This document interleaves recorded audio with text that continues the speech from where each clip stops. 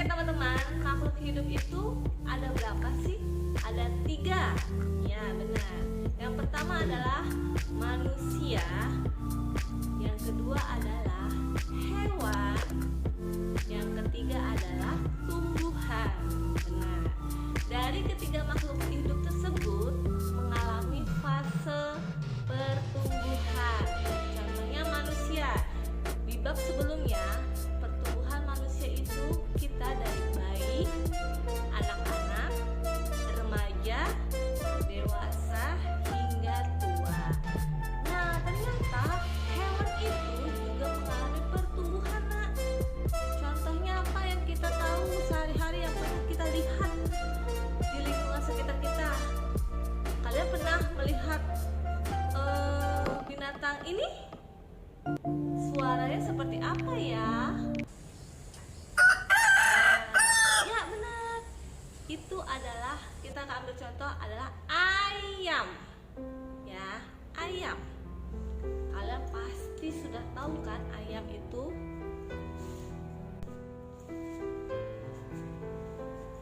Pertumbuhan hewan itu ada 2 cara, Nak. Yang pertama adalah dengan bertelur. Yang kedua adalah dengan beranak. Contohnya apa yang bertelur? Yang bertelur itu adalah yang pertama ayam, kedua angsa, ketiga bebek, contohnya ya. Yang keempat adalah kupu-kupu, yang kelima ikan, dan keenam katak. Masih banyak lagi yang bertelur. Kalian pasti pernah kan lihat telur dari hewan-hewan tersebut? Pastinya dong. Nah, yang dengan beranak itu juga ada, Nak. Seperti manusia melahirkan, tapi kalau binatang hewan itu namanya beranak. Contohnya adalah yang pertama adalah kuda. Kuda itu beranak ya.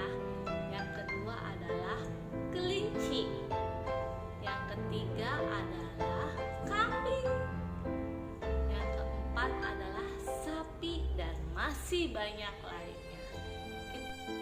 Itulah contoh dari pertumbuhan hewan. Kalian semua pasti sering melihat di sekitar rumah atau di lingkungan kalian. Cara ayam bertelur seperti apa? Cara bebek bertelur seperti apa? Cara kucing beranak seperti apa? Ya kan? Iya dong. Maka sayangilah hewan-hewan di sekitar kita.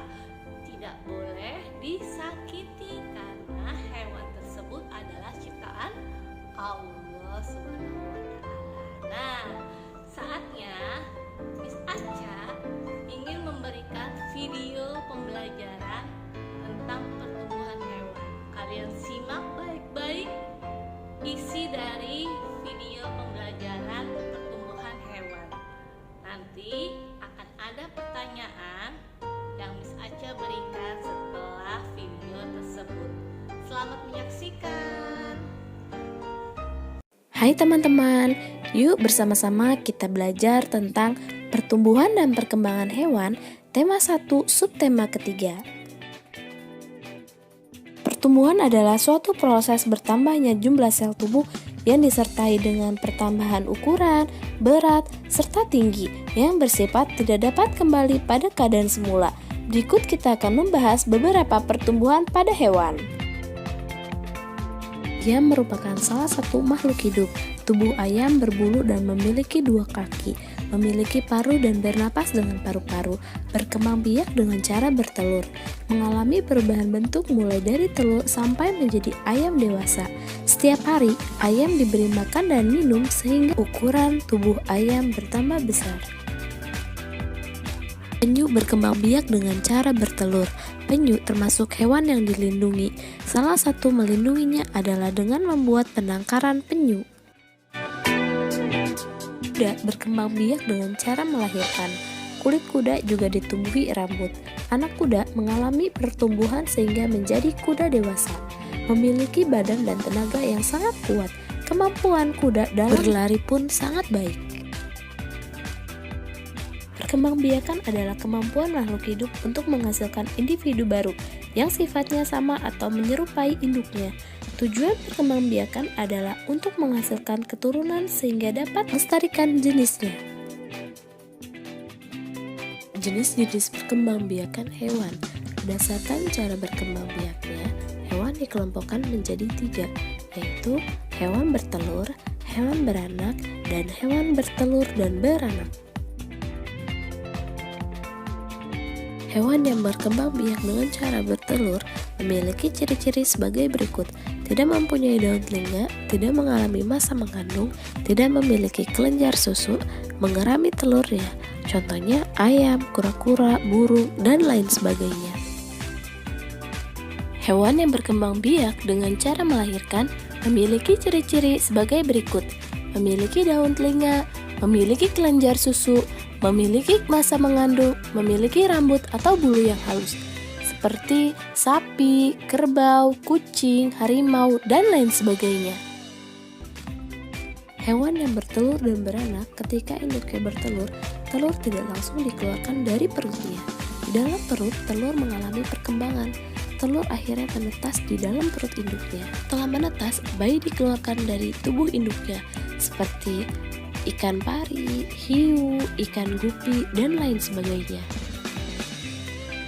Tahapan perkembangbiakan kupu-kupu. Telur kupu-kupu menetas menjadi ulat. Ulat memakan daun-daun sehingga tubuhnya menjadi besar. Ulat mencari tempat untuk berdiam diri dan membentuk kepompong. Setelah itu, tubuh ulat berubah menjadi kupu-kupu. Semua makhluk hidup memiliki tahapan perkembangan hidup. Tahapan perkembangbiakan hidup katak dimulai dari telur. Telur berubah menjadi berudu. Berudu berubah menjadi katak muda yang memiliki ekor.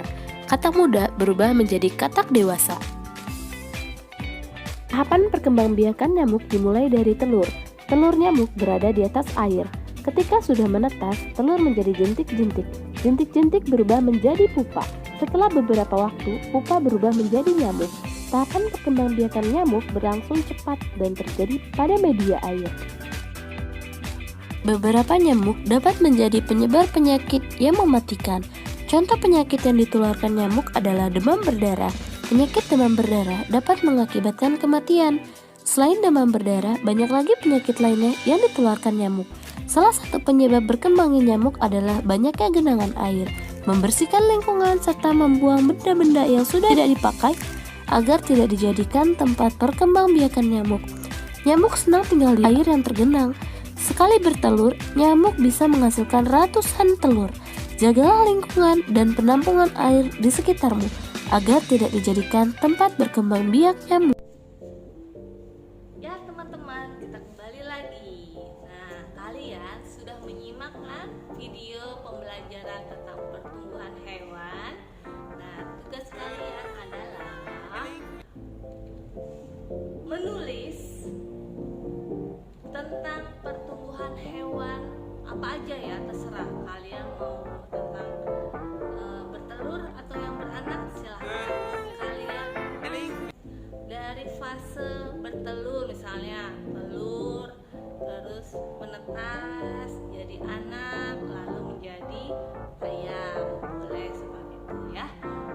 Kerjakan tugasnya di buku tulis tematik, lalu jangan lupa kirim seperti biasa. Oke, selamat mengerjakan. Semoga kalian dapat memahami materi yang Miss Aca sampaikan hari ini.